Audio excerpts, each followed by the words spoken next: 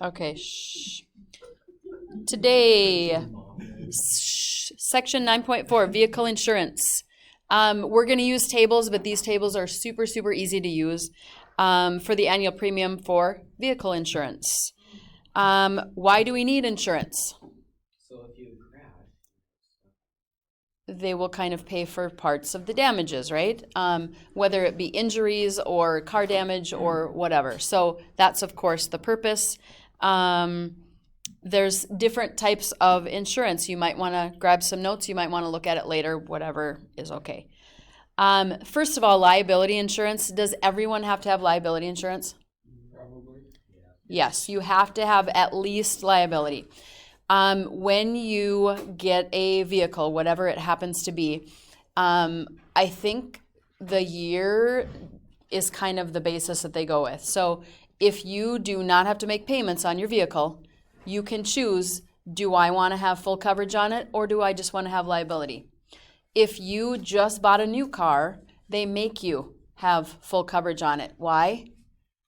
Because it's new, and if you crash it, that's a lot of expense that they would have if you didn't have full coverage on it. Okay, so that's kind of the difference. So if it's paid for, all you really have to have is liability. If it isn't paid for, they do, if you have a loan for it, for instance, they do make you do full coverage. Okay.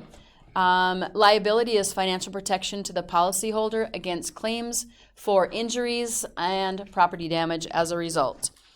They usually give this as a 3-number range. The first two are the bodily injury numbers. So these first two that I have highlighted, you might have like a 10-20 in there or a 20-30 or something like that. You're going to add 3 zeros to each of those. So if it was a 10, the first number would stand for $10,000. The second one number would stand for like $30,000 or something like that. The numbers mean this. I thought I had it on here. Look at your books here for just a second.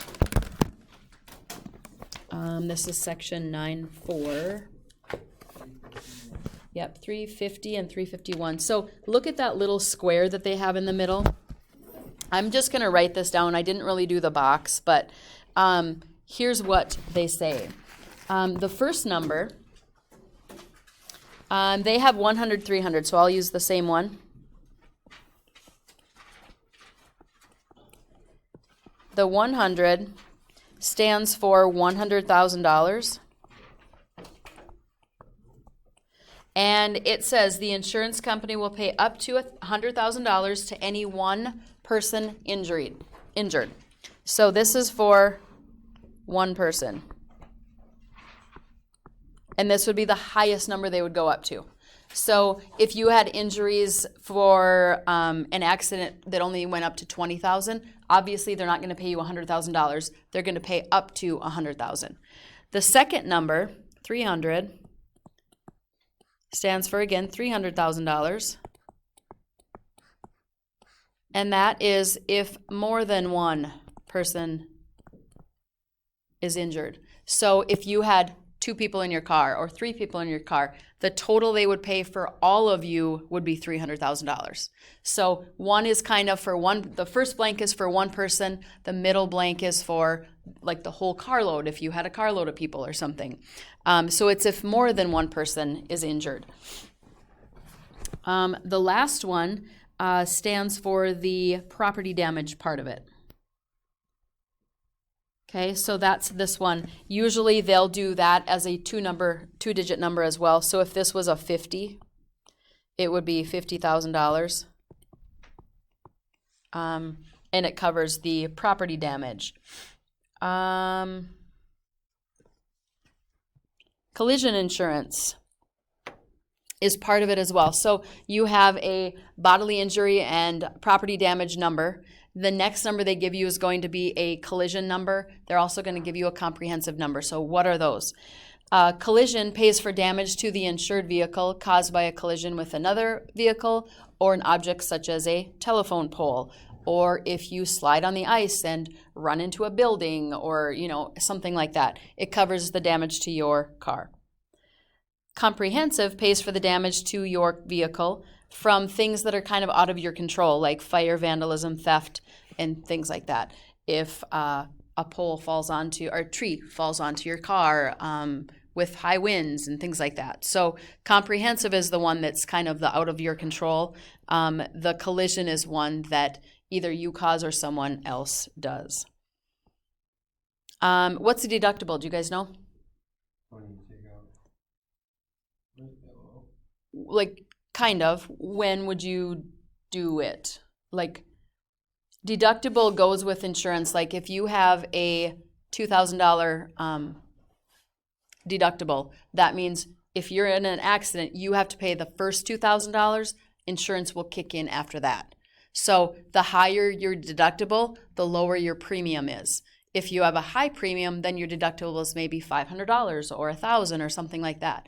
It just means insurance is going to kick in way sooner if you have a lower deductible.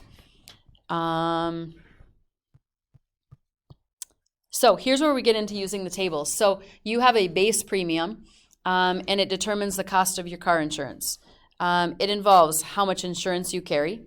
So you would pick the amount. Are you going to cover it to $50,000, $100,000, whatever? How old is your vehicle? And then the insurance company gives you a rating group that your vehicle is in, and that affects the prices as well. The annual premium is the amount you pay each year for insurance coverage. The cost of the annual base depends on the amount and type of coverage you carry. We just kind of talked about that a little bit. Your driver rating factor, which depends on your age, if you're married or single, and then how many miles do you drive each week. I don't ever remember telling the insurance company how many miles I drive each week, so I don't know how accurate the C part is. But your age and if you're married or not definitely has an impact on what your premiums are. If you are younger and male, do you think you pay more than a younger female person? You do. And why do you think that is? Because we're reckless, Mrs. Lyons. Males are generally more reckless generally, there's not, not all of them are.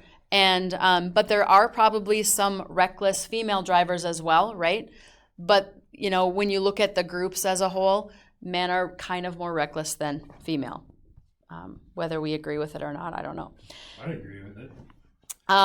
If several people drive your vehicle, like if you just got your license and you're driving like one of your parents' vehicles, if more than one person drives it, they go by the younger person's driver rating factor or the person that drives it the most. So maybe you only drive it to and from school, but otherwise they put, 20,000 more miles on it, then it's probably the person that drives it the most.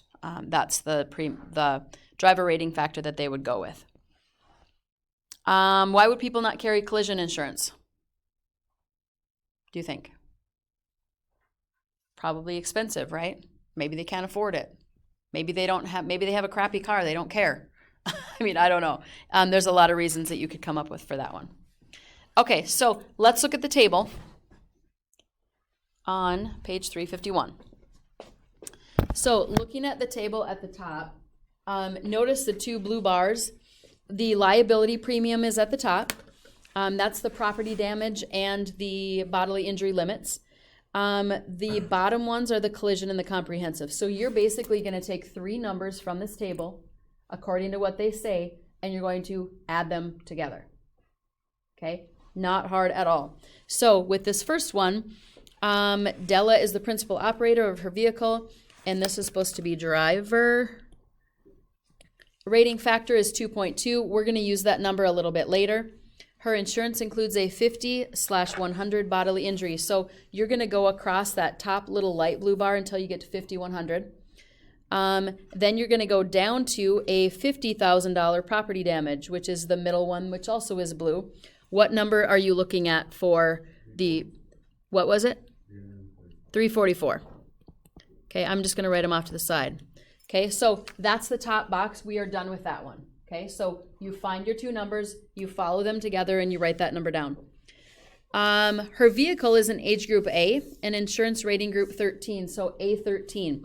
You're going to go find the A in the collision if she has that, It says she has a $50 deductible comprehensive and a 50 collision. What if they only mention one of them? Then you would have two numbers, not three to add. So for instance, if they have the comprehensive but not the collision, you then would skip the collision number and just go to the comprehensive number. Usually there's three though. So we're gonna do A13 for both of these categories since she has both types of deductibles. So A13 is a $300 amount. And the A13 in the comprehensive section is how much? 113. We did the 300 already. You would add them together.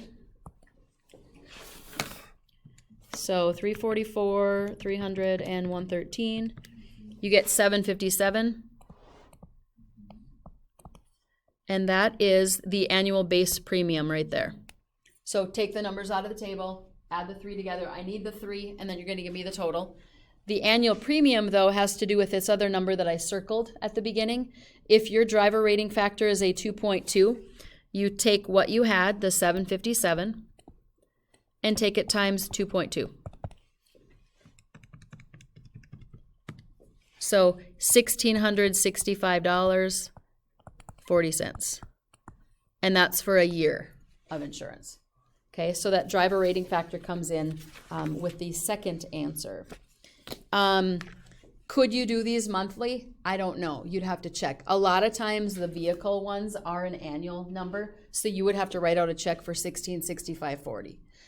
What happens is if you split it into a smaller amount, like if we did quarterly, for instance, $1,665.40 divided by 4 would be about $416 every 3 months that you would owe. Maybe that's more of a doable number for you. You could ask, are there monthly premiums or quarterly premiums? And they'd say yes or no. Basically, when you get into premiums that are less than annual, you pay a little bit more for paperwork because they have to do it more often. That's really the only difference. And it's not a huge amount, but they do have to send out notices and there's more paperwork involved. So you're probably getting the best deal if you pay it annually, but not everybody can do that. So it might be something that you have to consider when you're paying your own. Do you guys pay for your own insurance, anyone? You're lucky because it's expensive. Any kind of insurance is expensive. So when you get on your own, you have to pay health insurance, car insurance, life insurance if you have it. There's benefits of, like for instance, we're on Sanford plan here for health insurance and things like that. So it gets expensive when you enter real life as your own person. Luckily though, you guys can stay on your parents' health insurance until you're 26 now. And it doesn't matter if you're going to school or not. So when we get to the health insurance one, that's something that will definitely make a big difference for you guys.